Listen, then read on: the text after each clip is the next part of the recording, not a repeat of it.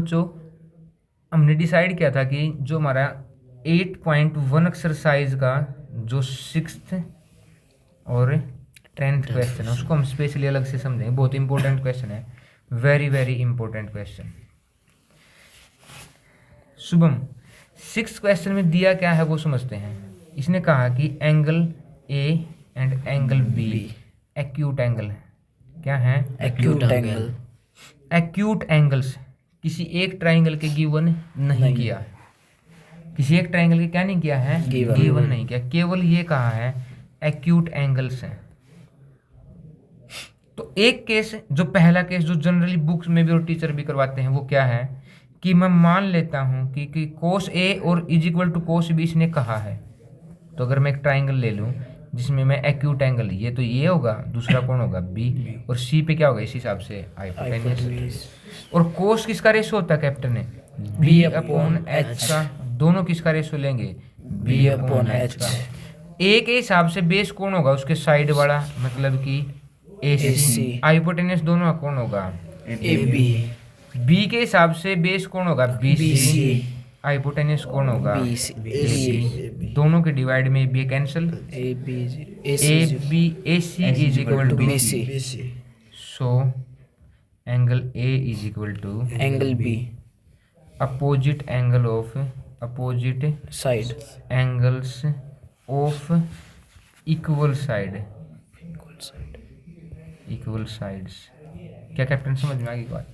ये है कन्वेंशनल जो छोटा तरीका, अगर 2 नंबर में आए तो ये तरीका सही है। लेकिन क्वेश्चन ने कहीं भी ये नहीं कहा था, क्या नहीं कहा था, कि ये जो एंगल ए और एंगल बी दोनों एक ही ट्राइंगल में है। केवल क्या लिखा है कैप्टन कि ए और बी एक्यूट एंगल्स हैं। ये जो मेरा तरीका है ये एक्यूट एंगल और एक ही ट्राइंगल में होने वाला है। मैक्सिमम टीचर और मैक्सिमम बच्चे भी यही करते हैं, बुक में भी इवन यही मिलता है। लेकिन ये तरीका बिल्कुल मेरे हिसाब से और खुद बुक के हिसाब से भी गलत है, क्योंकि बुक में एक एग्जाम्पल है जिसमें ये दूसरे तरीके से इस क्वेश्चन को सोल्व करते हैं।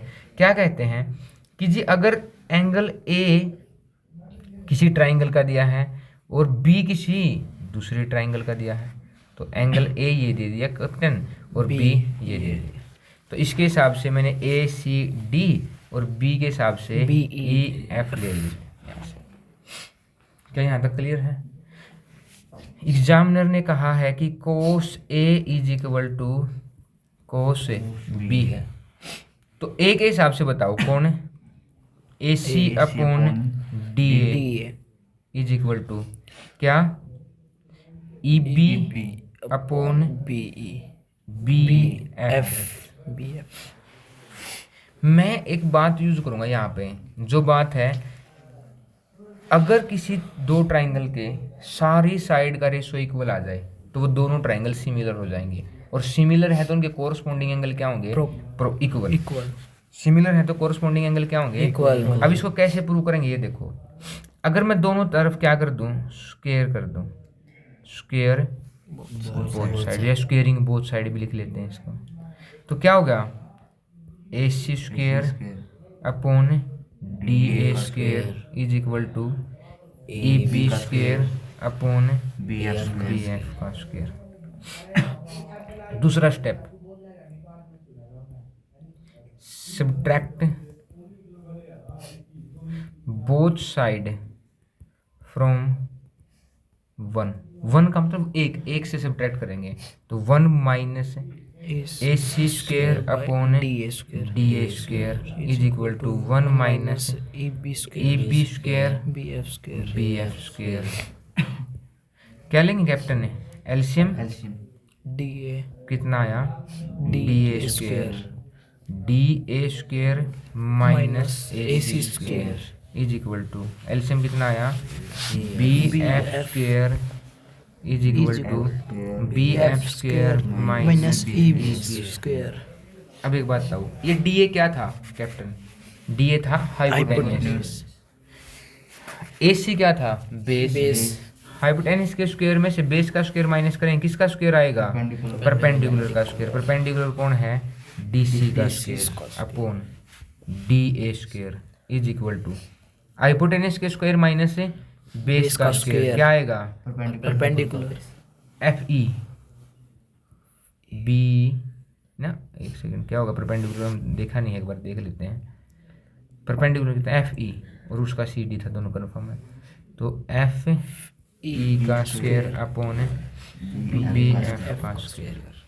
अब क्या करेंगे, दोनों तरफ है taking square root, taking square root both side. अब एक बात तो देखो, तुम लगेगा यहाँ से हम क्या निकाल रहे हैं, लेकिन अब देखो क्या आया, D C upon A D is equal to F E upon B F. मैं ना इन दोनों को ना इंटरचेंज कर देता हूँ यहाँ से, क्या निकल के आया, B B F F upon A D is equal to F E upon D C. यही सेम चीज़ जब हमारा क्वेश्चन स्टार्ट किया था ना यहाँ वन से, इसको यहाँ से हम इंटरचेंज करके लिखते हैं। बी एफ ऊपर चला जाएगा, उधर ई B upon A C.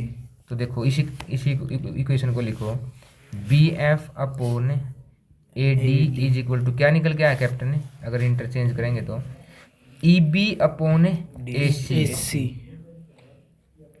E B upon A C, E B upon A सी, इसको सेकंड, इसको third, from second and third, from second and. अब एक बात बताओ, दोनों की दोनों साइड क्या है, ये लेफ्ट हैंड साइड इक्वल, मतलब B F upon A D is equal to F E upon D C is equal to E B upon A C. क्या ये बात सही है? अब देखो, जब ऐसा होता है, जब किसी साइड की तीनों, किसी दो ट्राइंगल की तीनों साइड का रेशो इक्वल हो जाए, तो देखो इनसे क्या बनेगी, पहला यहाँ है बी, दूसरा पॉइंट है एफ, तीसरा पॉइंट है ई, सिमिलर ट्राइंगल। इसका पहला पॉइंट क्या है, ए, दूसरा क्या है डी, तीसरा क्या है सी। अब देखो, अगर जब दो ट्राइंगल सिमिलर हो जाते हैं तो जो पहला एंगल है, एंगल बी, वो इक्वल हो जाएगा इसके पहले एंगल से ए, क्या, corresponding part of similar triangle. कौन सी ट्राइंगल का, सिमिलर ट्राइंगल के कोरोस्पोंडिंग एंगल है, कौन से हैं, कोरोस्पोंडिंग एंगल, और वो क्या होते हैं हमेशा equal. Angle B is equal to angle A. क्या ये बात क्लियर है? यहाँ से ये क्वेश्चन एग्जैक्टली तो इस तरीके से होगा कि आपको इसने नहीं कहा था कि मैं अगर एंगल ए और एंगल बी जो मैंने दिए हैं वो किसी एक ही ट्राइंगल के हैं, जिस वजह से इस क्वेश्चन का सारा तरीका बदल जाता है, और इस तरीके से हम इस क्वेश्चन को सोल्व करेंगे। क्या समझ में आ गई बात? अब एक लास्ट क्वेश्चन और हमने कहा था कि इस क्वेश्चन एक्सरसाइज में डिस्कस करेंगे, जो 10th क्वेश्चन है। In triangle P Q are, तो एक ट्राइंगल ले लेते हैं पी क्यू आर, ये ले लिया हमने P Q R, right angle at Q, ये तो हम भूल ही गए थे, P R plus Q R is equal 25 centimetre and P Q is equal to 5 centimetre. P Q is equal to 5 centimetre. P Q कहाँ है, ये रही 5 centimetre. Let Q R is X मान लेते हैं। सो कितनी पी आर क्या होगी, 25 minus x, according to PGT, Pythagoras से थ्योरम। पी आर क्या है, हाइपोटेनियस है, तो 25 माइनस एक्स का square is equal to perpendicular है 5 का स्क्वायर प्लस बेस एक्स का स्क्वायर। कैप्टन यहाँ पे किसका फॉर्मूला अप्लाई किया है मैंने, ए माइनस बी का होल स्क्वायर, क्या होगा, A square plus B square minus 2ab। फॉर्मूले लिखोगे तो और अच्छा इंप्रेशन होगा एग्जामिनर के ऊपर। ए स्क्वायर 25 का square 625 plus B square X square minus 50 X is equal to 25 plus X square, दोनों तरफ प्लस का इसलिए कैंसिल हो जाएगा क्योंकि इधर जाएगा तो माइनस का, इधर जाएगा ये माइनस का। अब हमारे पास क्या बचा, केवल 15x, इधर माइनस के उधर जाके प्लस 25 इधर आके माइनस 62, 625 माइनस 25 60, 50 इधर मल्टीप्लाई में उधर जाके डिवाइड 100 कितनी आ गई 12। और हमने किसको x माना था, बेस को तो बेस कितना हो जाता है हमारा 12 12 कितना हो जाता है 12 और हाइपोटेनियस जो किससे कम था 25 माइनस बेस कितना था equal to 13 और मैंने कहा भी तो तुम्हारे लिए कि 15 12 और 13 क्या होता है ट्रिपलेट होता है, इसमें 13 क्या होता है हाइपोटेनियस होता है। क्या समझ में आ गई कैप्टन? तो इस ये जो दो इम्पोर्टेंट क्वेश्चन है ना, इसमें बहुत कन्फ्यूजन रखते हैं बच्चे इसको सोल्व करने में।